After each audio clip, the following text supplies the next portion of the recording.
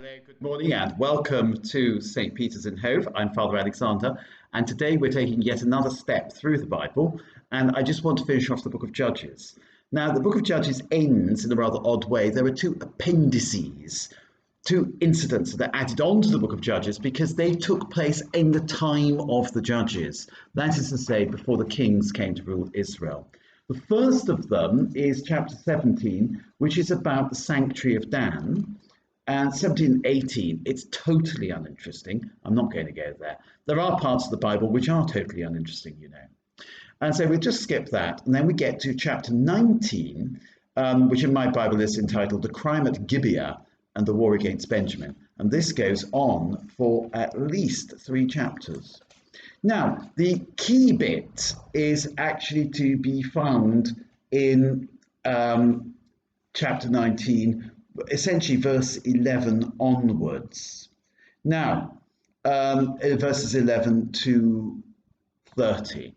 Now, this story is a horrific story. It's never read out in church. It would cause alarm and despondency if it were. What happens is this, you can look at it yourself later.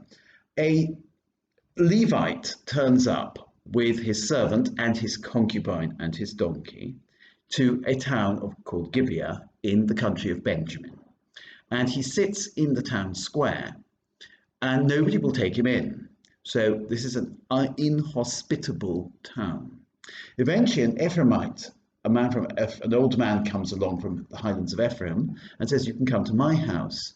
So Levite, the donkey, the concubine go into this man's house. But then something awful happens.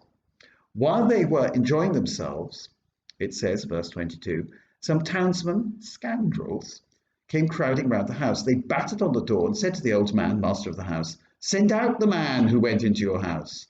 We should like to have intercourse with him. The master of the house went out to them and said, no, brothers, please do not be so wicked.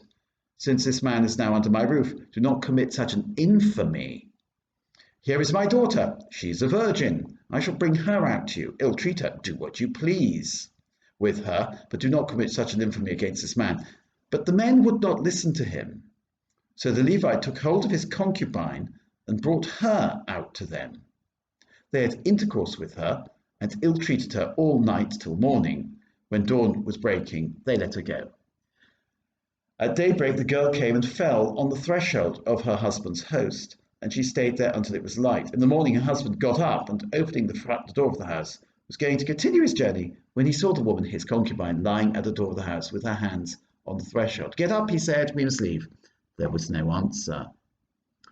He then loaded her on his donkey and began the journey home. Having reached his house, he took his knife, took hold of his concubine, cut her limb by limb into 12 pieces. He then sent her throughout the territory of Israel. And he gives out a message saying, look what happened to me when I went to Gibeah. And all the men of Israel then rally and they go and destroy the town of Gibeah. This story is a horrific story. So the concubine is raped to death. She's gang raped to death while the men sit in the house. They put her out of doors so that the man himself, the Levite, will not be raped. The reason for this is, there is an odd, perverse sort of reason for this, is that somehow or another the rape of a woman is less terrible than the rape of a man. And also, the man is under the protection of the host, but mind you, so is the concubine. And therefore, the rules of hospitality must be respected at all costs. Hence, he offers his virgin daughter. Much better his daughter should be raped than his guests should be raped. So the little moral of the story is guests are sacred. And Gibeah is a very bad town because, don't forget, the Levite turned up and sat in the marketplace and nobody offered him hospitality. So this is a story about hospitality. It's the same story, identical story, really, to the story of Sodom and Gomorrah, if you can remember that. There, it's exactly the same. A crowd develops around the door saying, bring forth those men so we may abuse them, etc. And Lot says, no, take my daughter, she's a virgin, and so on. The cutting up of the concubine is particularly horrific. I mean, that really is a line from a horror film, I think you'll agree. And then sending her parts to all 4 corners of Israel. Then the Israelites rally, and then they destroy the town of Gibeah. And there's basically a war against Gibeah there is Benjamin is more or less wiped out, and then they sort of repent, and they sort of repopulate Benjamin. They say Benjamin must not be lost to Israel. What a strange story, though. And of course, is this a historical story? Well, probably one gets the impression not, because it's essentially a retelling of the story of Sodom and Gomorrah. Why is it never read in church? Well, you don't want children hearing this, do you? And indeed, you don't really want adults, even like ourselves, thinking about this gang rape, which leads us to think that today in this world, gang rape is a fact. It goes on. And so, for example, we know now from recent research, and it was remarkably recent research, for 50 years everybody kept quiet about it, that when the Red Army swept into Germany, and even when they were sweeping into Poland, liberating Poland, but when they got to Germany, they raped every single woman they found. Virtually the whole female population of Germany that was occupied by the Red Army was raped by the Red Army. And they must have been traumatized. It's astonishing how Germany recovered after the war, after such trauma. We know that in the Yugoslav civil wars, thousands upon thousands of rapes took place. We know that during the Japanese occupation of China, thousands and thousands of rapes took place. And of course, we know that the Japanese reduced thousands of Chinese and Korean women into forced concubinage, a sort of institutionalized rape, made them into prostitutes, in other words, so-called comfort women. So this does go on. We know too that in lots and lots of wars there are rapes. Rape seems to be a part of war. This makes us understand, incidentally, and this is a modern insight, more recent insight, that rape is essentially not an act of sexual sin, but it's an act of violence against women, which takes a sexual expression. It is obviously a sexual act, but the root of rape comes from the desire to do violence. Hence, it is particularly rife in wartime. Obviously, we decry rape.